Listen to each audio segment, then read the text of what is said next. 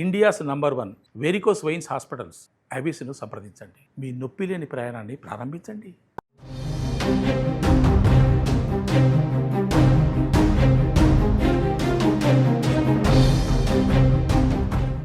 పాకిస్తాన్ని ప్రమాదాలు చుట్టుముడుతున్నాయి. భారత్తో కయ్యం, బలూచిస్తాన్తో వేర్పాటువాదం, వరుస భూకంపాలు ఇవి చాలదన్నట్లుగా ఆఫ్ఘనిస్తాన్తో గొడవలు.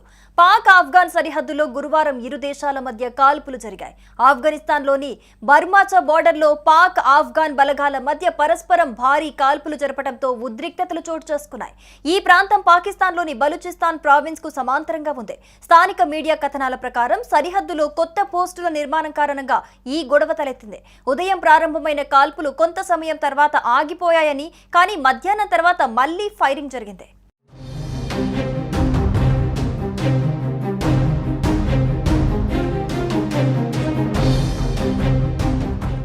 ఉదయం ప్రారంభమైన కాల్పులు కొంత సమయం తర్వాత ఆగిపోయాయని, కానీ మధ్యాహ్నం తర్వాత మళ్లీ ఫైరింగ్ జరిగినట్లుగా తెలుస్తోంది.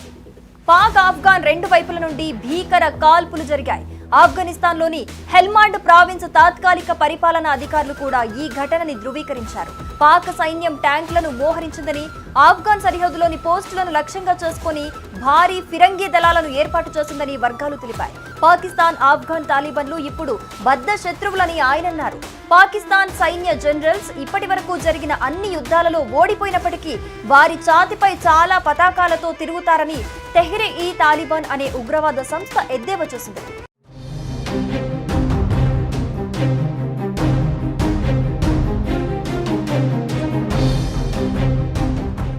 ఇక మరోపక్క దాయాదితో సరిహద్దును పంచుకుంటున్న 4 బోర్డర్ రాష్ట్రాలలో ఈ రోజు మాక్ డ్రిల్ నిర్వహించింది భారత్.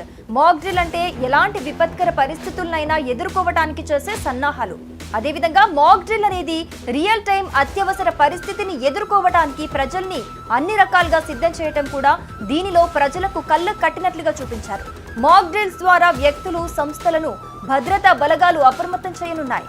ఈ క్రమంలో పంజాబ్, గుజరాత్, రాజస్థాన్లతో పాటు కేంద్రపాలిత ప్రాంతమైన జమ్మూ కాశ్మీర్లోని ఎంపిక చేసిన సరిహద్దు జిల్లాల్లో ఈ మాక్ డ్రిల్ చేశారు.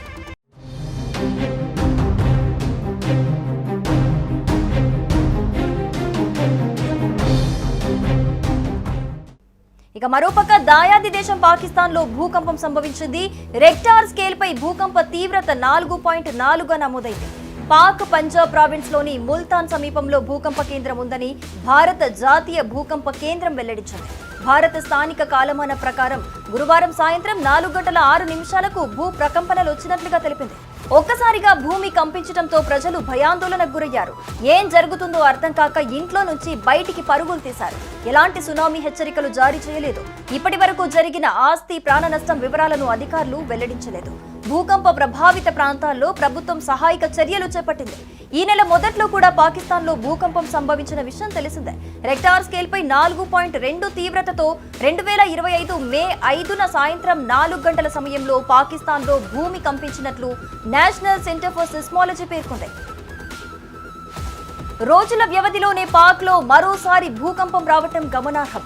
పహల్గాం ఉగ్రదాడికి ప్రతీకారం భారత్ చేపట్టిన ఆపరేషన్ సింధూర్తో అతలాకుతలమైన పాక్ ను వరుస భూకంపాలు వణికిస్తున్నాయి.